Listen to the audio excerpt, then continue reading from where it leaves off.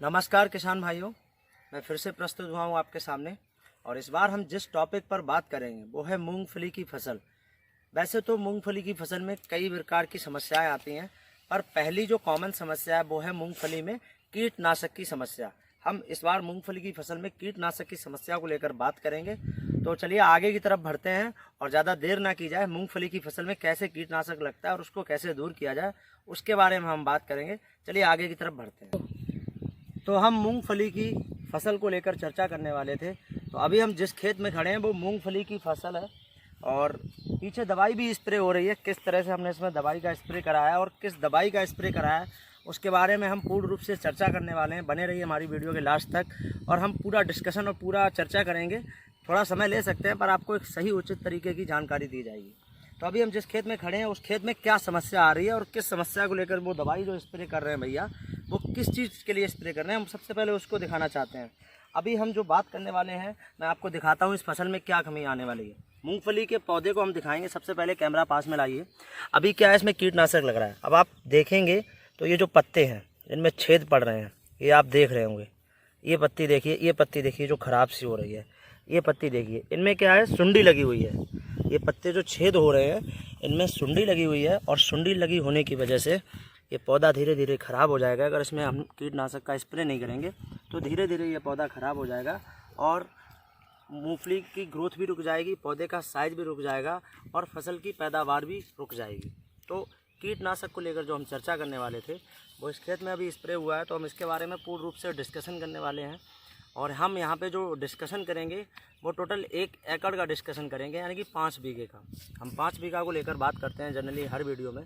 तो हम डिस्कस करने वाले हैं जो ये मूंगफली का प्लॉट है, इसी खेत को लेकर करेंगे कि हमने इसमें क्या दवाइयों का स्प्रे किया हुआ है। तो हम 5 बीघा की डोज को डिस्कस करते हैं। तो सबसे पहले ज़्यादा देर ना की जाए, टेक्निकल के बारे में बात कर लिया जाए कि हम किस टेक्निकल को हमने इस खेत में प्रयोग करवाया है, हम उसको भी आपको दिखाएंगे।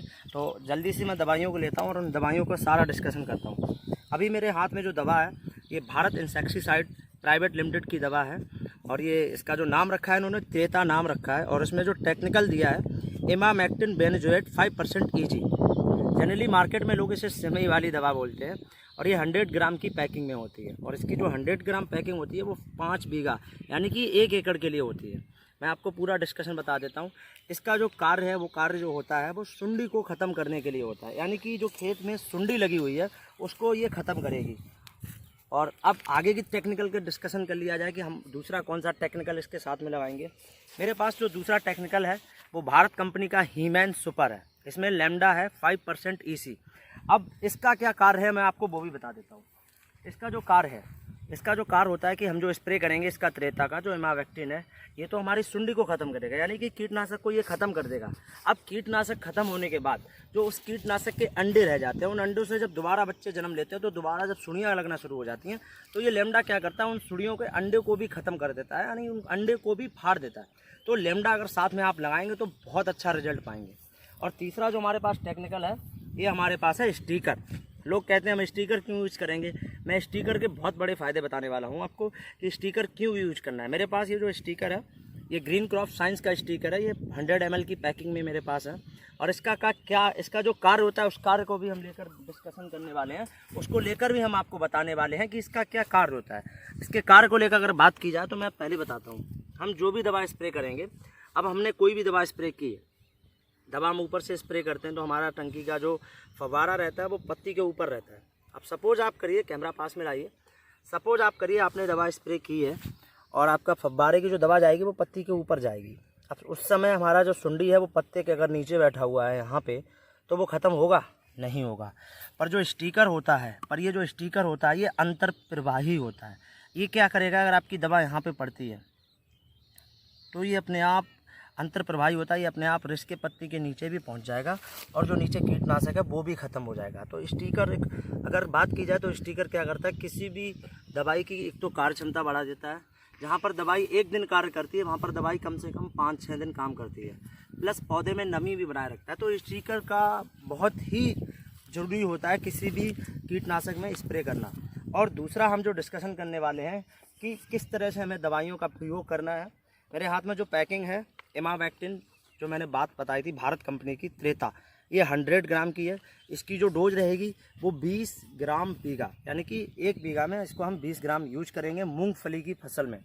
और ये हमारे पास जो लैम्डा है ये हमारे पास 250 ml है, यानी कि ये भी 1 एकड़ के लिए 50 ml प्रति बीघा, ठीक है। और ये 100 ml का स्टिकर है। अब इसको हमको क्या करना है, इसका हमें जो करना है 5 बीघा यानी कि 1 एकड़, 1 एकड़ में हमको 10 टंकी स्प्रे करना है। तो अब 10 टंकी स्प्रे करने के लिए हमें क्या करना पड़ेगा, तो हमें सबसे पहले क्या करना है, इन तीनों दवाइयों को एक घोल तैयार करना है, एक अच्छा सा घोल तैयार करना है। हमें एक बाल्टी में इन तीनों दवाइयों को खोलना है और ऊपर से हमें 10 गिलास यानी कि 5 बीघा में 10 टंकियाँ लगेंगी, यानी 1 बीघा में 2 टंकी, तो टोटल हमें 10 गिलास घोल तैयार करना है। और उस बाल्टी में डालने के बाद इन दवाइयों को खूब अच्छे से मिला लेना है।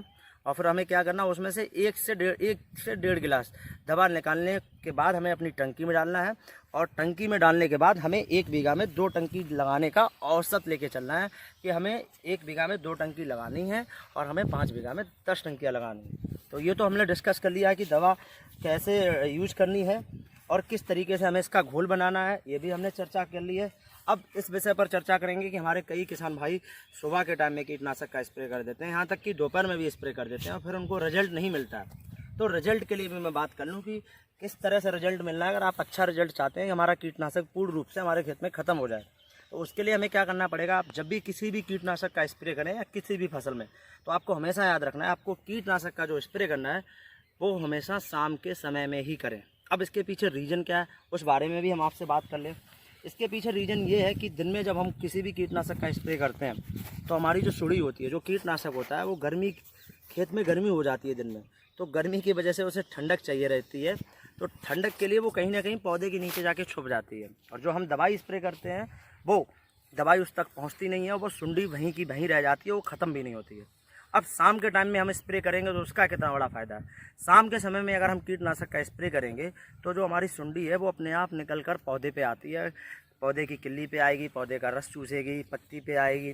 तो उस समय जब हम स्प्रे करेंगे तो उसका हमें बहुत ही अच्छा रिजल्ट मिलेगा। तो इन बातों का हमें हमेशा याद रखना है। और अभी यहाँ पे स्प्रे भी हो रहा है, आप देख रहे होंगे किस तरह से स्प्रे हो रहा है, मैं उसके बारे में भी आपको दिखा दूँ। स्प्रे करते समय हमें बहुत सारी सावधानियाँ रखनी होती हैं। जैसे अभी भैया ने मास्क नहीं लगाया है, मैं उनको बोलूँगा कि स्प्रे करते समय मास्क का प्रयोग करें। और दूसरी चीज़, स्प्रे करते समय हमें बहुत ज़्यादा जल्दबाजी नहीं करनी है। जैसे भैया का स्प्रे करने का जो तरीका है वो आप देख रहे हो, वो बहुत ही अच्छे तरीके से स्प्रे कर रहे हैं और पौधे से पौधे तक दवाई पहुंचनी चाहिए। तो ये टेक्निकल हमको यूज़ करना है। मैं यहाँ पे किसी बेसिकली कंपनी को प्रमोट नहीं करने आया हूँ, बस अपना दवाइयों का बताने आया हूँ कि आपको किस तरह से और कौन सी दवाई यूज़ करनी है जिससे हमारे किसान भाइयों को रिजल्ट मिले। इस वीडियो को आप बनाने का उद्देश्य केवल यही है कि हमारे किसान भाइयों की उन्नति हो।